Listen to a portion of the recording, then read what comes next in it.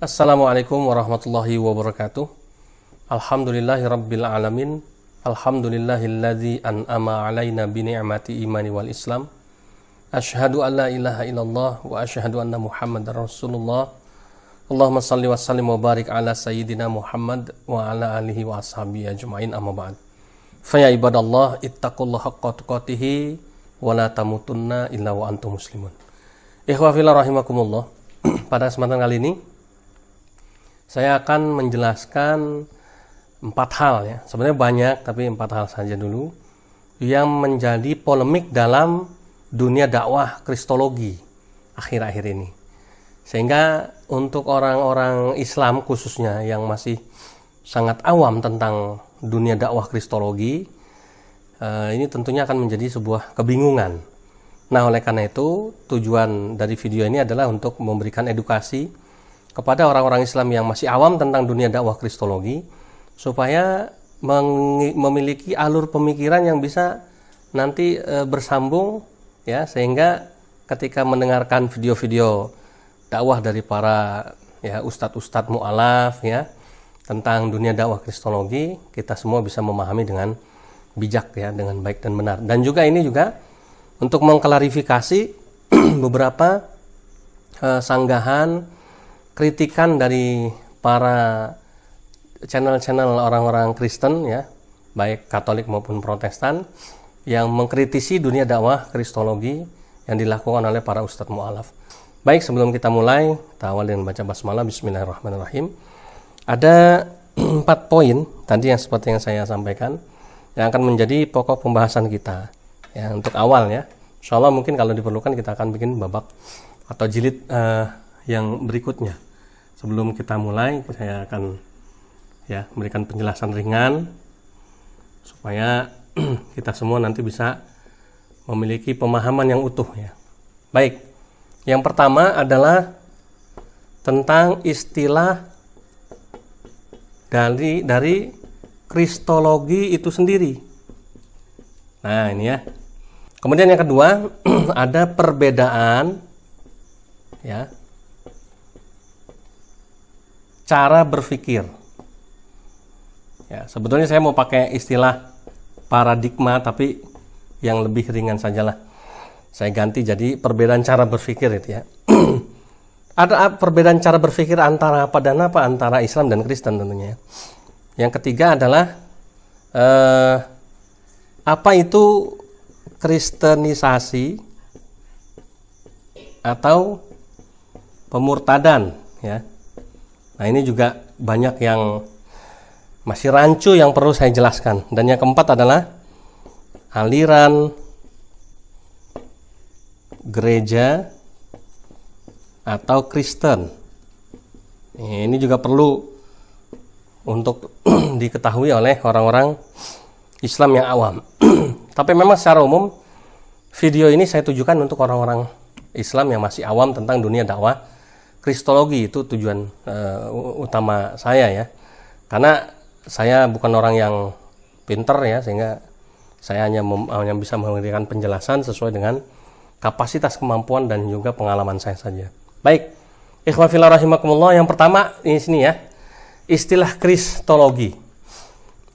Kalau menurut terminologi aslinya dalam kamus-kamus literatur Kristen, kristologi itu adalah cabang dari ilmu teologi Kristen ya, yang memfokuskan studinya kepada pribadi Yesus sebagai Tuhan.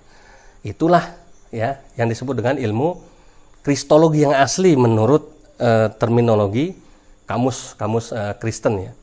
Jadi seorang yang belajar teologi pasti dia akan mempelajari kristologi. Kalau teologi itu mempelajari kepribadian Tuhan ya. Jadi Tuhan, kalau kita tahu ya, di Kristen ada 3 Tuhan atau Trinitas atau Tritunggal. Nah, yang teologi itulah ketuhanan Kristen secara umum. Sementara kristologi itu membahas tentang kepribadian Yesus sebagai Tuhan. Maka disebut kristologi. Kristos dan Logos gitu ya. Baik. Kemudian polemiknya di mana? Para ustadz-ustadz mu'alaf sering menggunakan istilah kristologi ini ya dalam dakwahnya. Maka ada yang disebut dengan dakwah kristologi.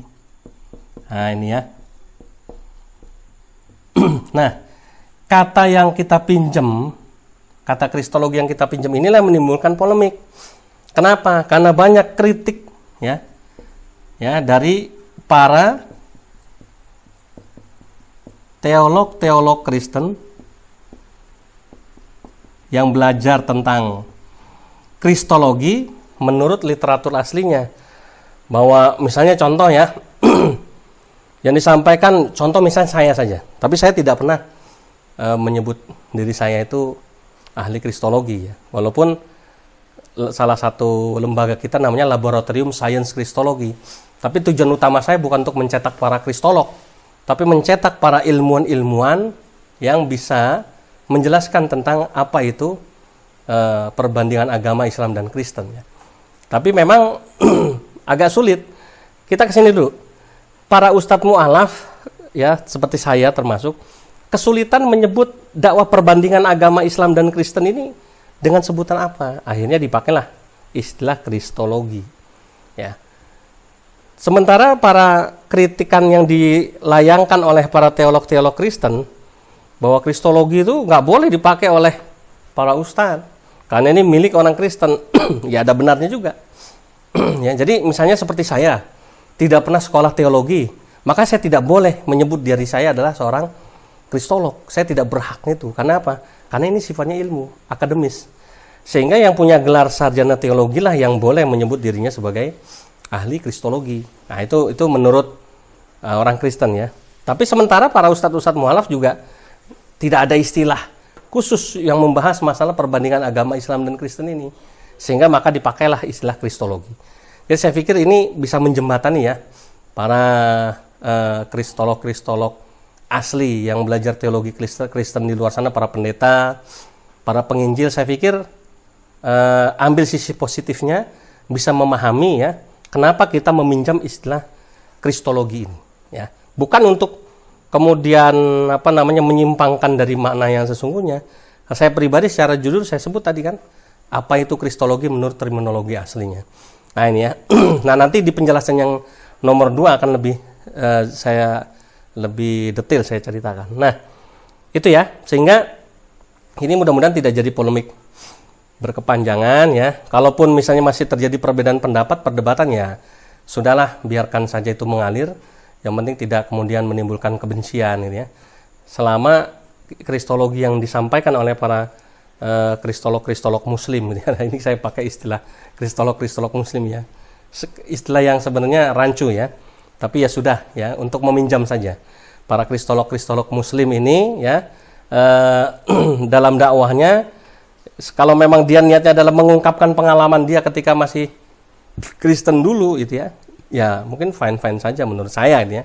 Tapi silakan nanti menurut para teolog Kristen asli bagaimana. Baik, nah, ini ya. Jadi untuk orang-orang Kristen yang awam, barangkali biar nanti nggak salah paham. Kok udah jadi mualaf, udah jadi ustadz masih bicara tentang Kristen? Maksudnya itu ustadz mualaf yang sudah masuk Islam itu ingin berdakwah Islam, tapi karena dia tidak bisa lepas dari backgroundnya sebagai seorang mualaf yang dulunya Kristen, ada mantan pendeta, ada mantan pastor, ada mantan biarawati, ada mantan penginjil. Kemudian dia ingin mengungkapkan fakta kebenaran yang menyebabkan dia kenapa bisa jadi Islam. Gitu ya. Nah, itulah yang disebut dengan dakwah kristologi. Baik. Ini tidak menyeluruh memang penjelasan saya, tapi paling tidak sedikit sudah memberikan jawaban. Karena selama ini tidak pernah ada ustadz ahli kristologi yang menjawab polemik tentang istilah kristologi ini. Sementara para teolog Kristen mengkritik keras. Ya, ada yang sampai mohon maaf, sampai keras menyebabkan itu bukan kristologi yang disampaikan Ustadz mualaf, tapi kristolologi gitu ya. Nah, ini saya pikir itu tidak arif dan bijaksana, berarti Anda melecehkan disiplin ilmu Anda sendiri kalau pakai kata-kata tolol ya. Kristologi adalah disiplin ilmu yang baik, yang mulia, yang bagus ya. Nah, cuma memang itu tadi ada perbedaan cara berpikir saja.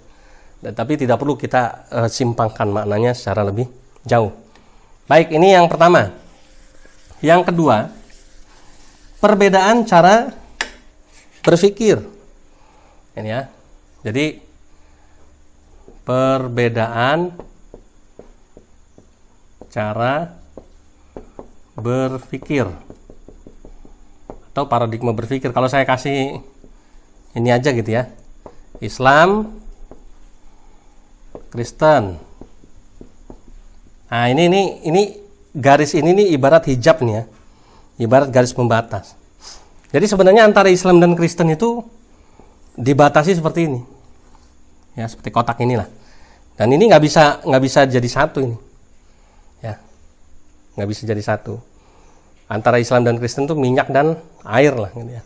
Nah, garis batas ini yang kita kenal dengan Quran surat 109 ayat 6.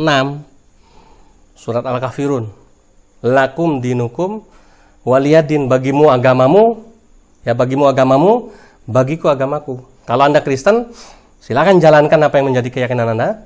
Kalau kami Muslim, ya kami juga akan menjalankan apa yang menjadi keyakinan kami. Nah, tapi dalam dunia perdebatan ya antara Islam dan Kristen selama ini terjadi polemik ini. Cara berpikirnya yang berbeda ini. Misalnya contoh, saya barangkali secara jujur akan mengungkap satu contoh misalnya ya. Bagaimana ada seorang debater Muslim yang kemudian dengan menggebu-gebu mengatakan Injil orang Kristen itu palsu misalnya gitu ya. Satu. Atau yang kedua yang sering ya dalam debat Islam Kristen, debater Muslim itu banyak ada yang mengatakan seperti ini. Loh, kalau Yesus itu Tuhan, kenapa ketika dia salib dia teriak Eli Eli lama sabachthani? Tuhanku, kenapa engkau meninggalkan aku? Katanya dia Tuhan kan bisa membebaskan dirinya sendiri karena maha kuasa.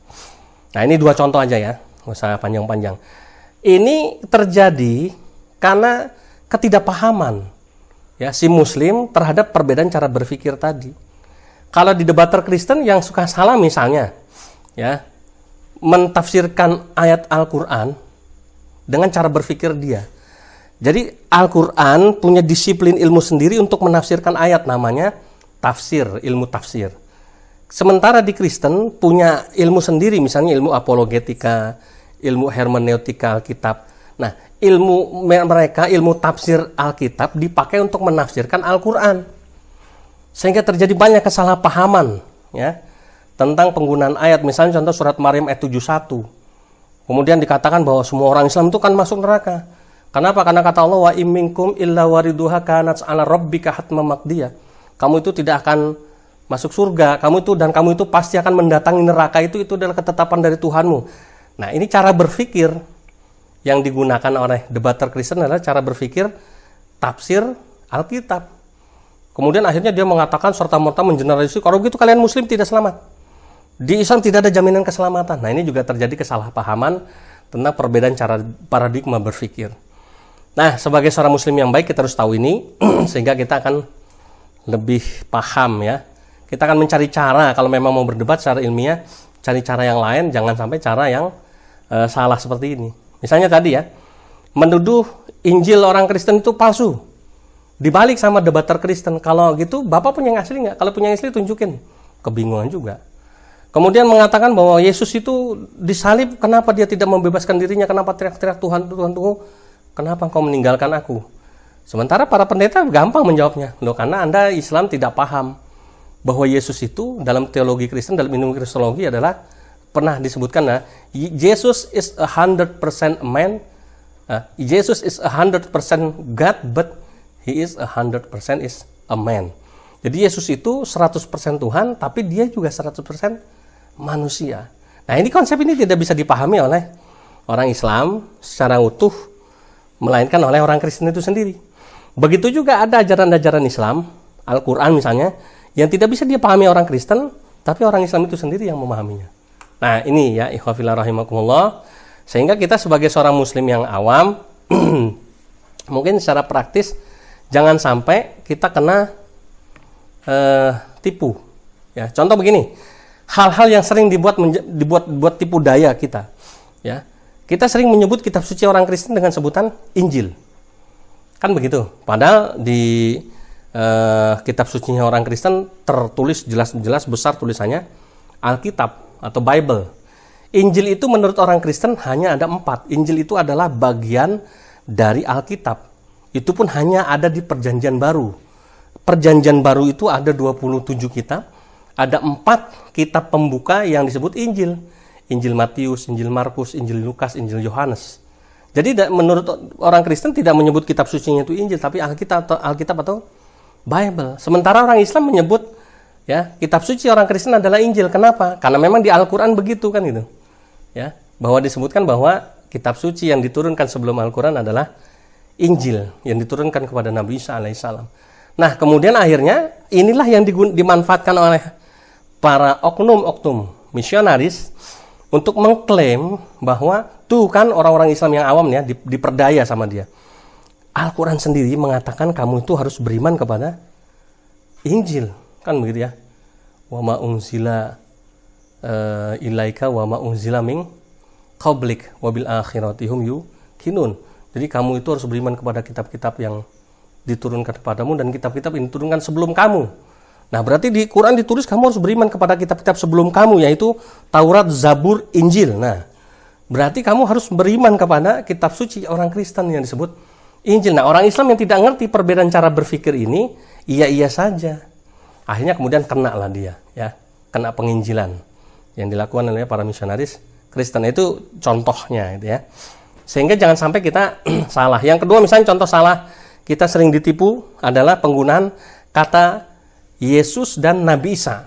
Ya, orang Kristen ketika membuat undangan Natal bersama, ya, untuk orang-orang Islam yang sudah lumayan ngajinya mungkin akan ditolak. Tapi untuk orang-orang Kristen, orang-orang Islam yang awam yang nggak paham, banyak yang tertipu. Di beberapa tempat, ya, pernah ada kasus ditulis hadirilah perayaan Maulid Nabi Isa alaihissalam. Bukan Natal ditulis sama dia. Kenapa? Karena Yesus itu adalah Nabi Isa. Kalau Nabi Isa itu adalah Yesus, berarti orang Islam itu harus beriman kepada Yesus yang disembah orang Kristen sebagai Tuhan. Padahal Nabi Isa menurut Islam itu adalah Rasulullah. Sedangkan Yesus menurut orang Kristen itu adalah Tuhan. Utusan Allah, Nabi dengan Tuhan ini kan gelar dan pangkat yang berbeda. Ya. Nah, ini yang sering rancu sehingga kita harus tahu perbedaan cara berpikir ini, ya, di poin nomor 2 ini ya. Kalau kita nggak tahu di sini, kita akhirnya talbisul haq bil batil, mencampur adukan antara kebenaran dan kebatilan dan akan fatal akibatnya. Kemudian yang ketiga, yang kita juga harus tahu ya, adalah tentang kristenisasi atau pemurtadan. Ya. Jadi yang ketiga, kristenisasi atau pemurtadan ya. Nah, ini. Jadi istilah kristenisasi ini ya. Kalau kita tanyakan kepada orang Kristen, wahai orang Kristen, apakah Anda melakukan kristenisasi? Mereka akan menjawab kompak, tidak. Tidak ada istilah kristenisasi di dalam Kristen. Semua pendeta akan menjawab dari Sabang sampai Merauke, orang Kristen tidak pernah melakukan kristenisasi. Dan tidak ada istilah kristenisasi dalam agama Kristen. Dicari di Alkitab juga tidak ada istilah. Betul, karena apa? Karena kristenisasi ini, ya. Nah, ini juga ya, perlu. Kristenisasi ini adalah istilah, ya, kita, ya, umat Islam, untuk menyebut kegiatan, ya ini ya, pemurtadan yang dilakukan oleh orang Kristen. Jadi ketika kita paksakan, oh tidak, faktanya banyak kok orang Kristen melakukan kristenisasi. Kenapa Anda tidak mengakui? Ya jelas tidak akan ngaku. Kenapa? Karena memang tidak ada istilah kristenisasi dalam agama Kristen. Kristenisasi ini adalah istilah kita, umat Islam, untuk menyebut kegiatan pemurtadan yang dilakukan oleh para misionaris. Namanya kristenisasi. Sementara menurut Kristen, dalam dunia Kristen itu, kegiatan pemurtadan itu namanya adalah, nah, ini ya, penginjilan ya, atau evangelisasi.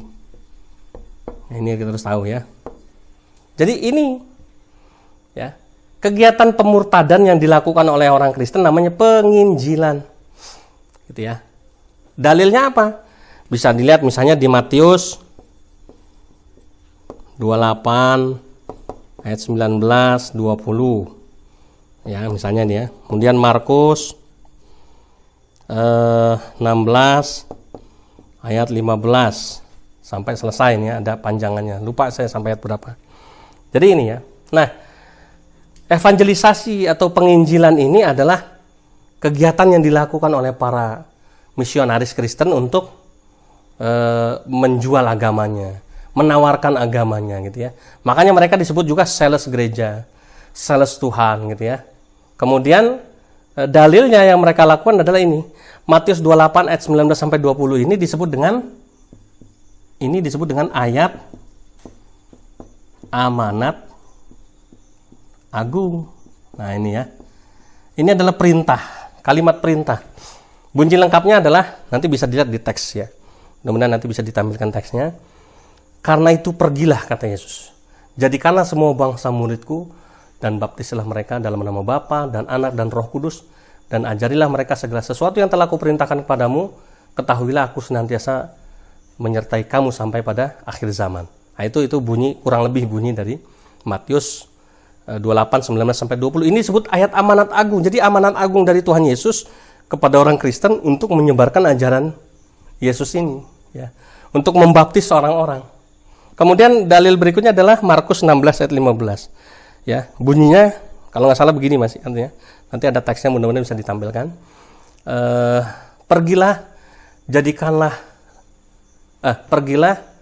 sebarkanlah Injil kepada segala makhluk. Ya, yang percaya akan dibaptis, ya, dan akan diselamatkan kalau nggak salah ya. Dan yang tidak percaya akan dihukum. Saya lupa teks aslinya, tapi kurang lebih begitu. Ya. Nah, jadi ini dua-duanya adalah perintah Yesus.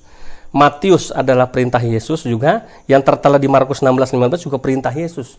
Ya, di sini perintah Yesus untuk menjadikan semua bangsa murid Yesus.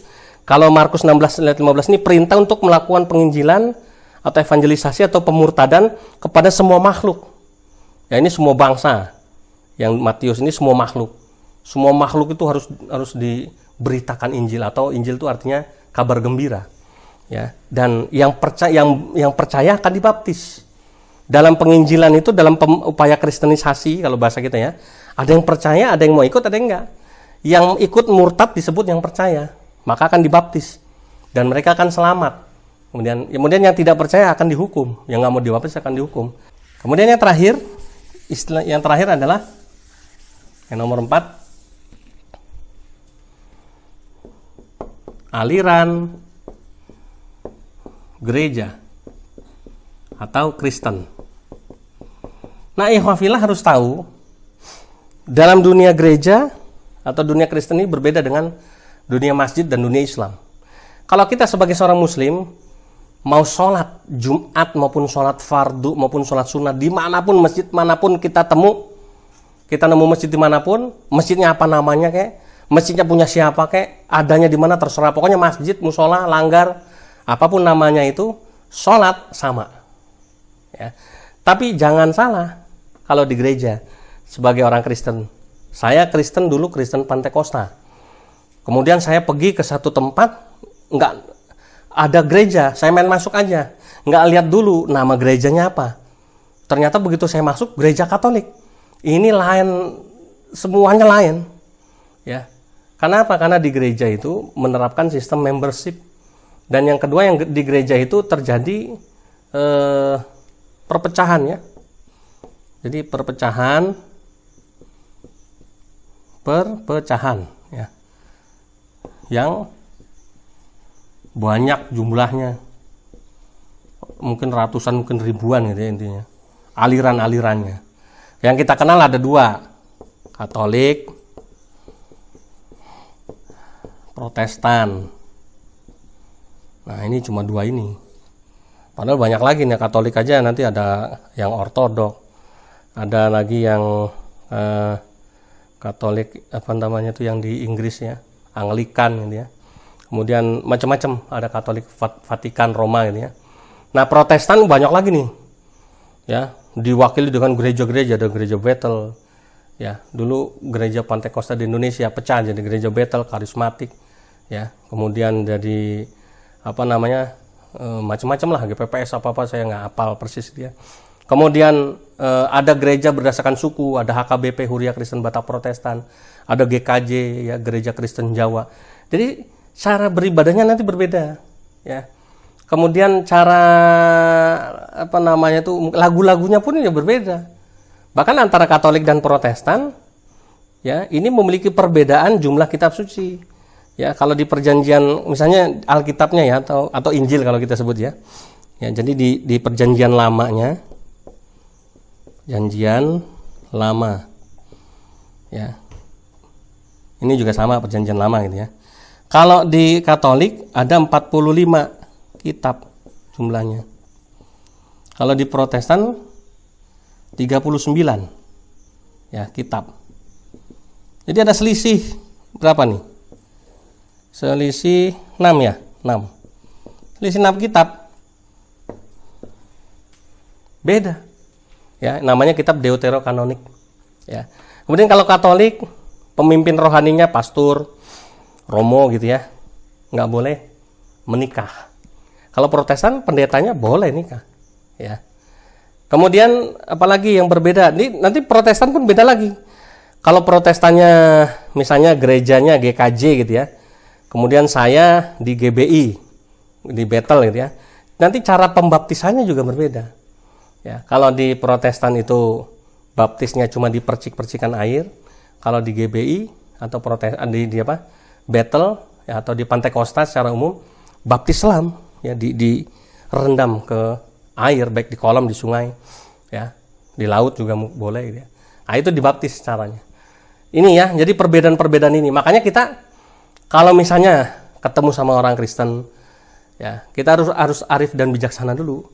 Kalau kita mau debat ya, Bapak dari Kristen aliran apa gitu ya. Kalau dari misalnya ketemu saya sama Kristen Saksi Yehova ya, atau mungkin kalau Saksi Yehova mungkin nanti saya diprotes karena orang Kristen keberatan kalau menyebut Saksi Yehova itu Kristen.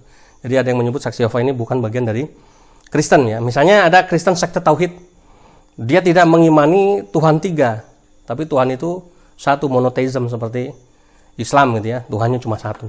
Nah, ini beda lagi nanti. Sehingga harus tahu perbedaan ini supaya kita tidak rancu dalam bergaul maupun menghadapi mereka. Kemudian ada terakhir, ada juga pertanyaan, kalau orang non-muslim masuk Islam jadi mu'alaf, itu kan sahnya menjadi mu'alaf itu adalah ketika dia bersyahadat asyhadu alla ilaha illallah wa asyhadu anna muhammadar rasulullah. Sementara kalau orang murtad yang Islam keluar dari Kristen, itu sahnya atau resminya dia menjadi Kristen itu ketika apa ya? Ketika dia dibaptis dalam nama Bapa, Anak, Roh Kudus.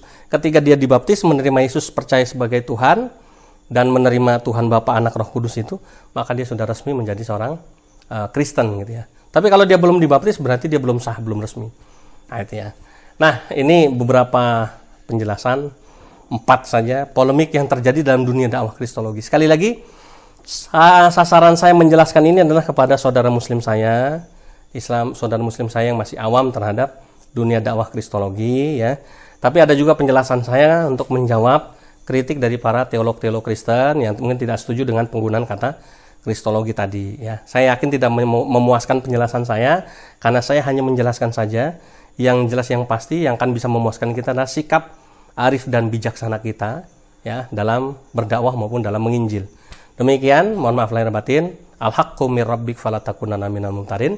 Subhanakallahumma bihamdika asyhadu an la ilaha illa anta astaghfiruka wa atubu ilaik. Wassalamualaikum warahmatullahi wabarakatuh.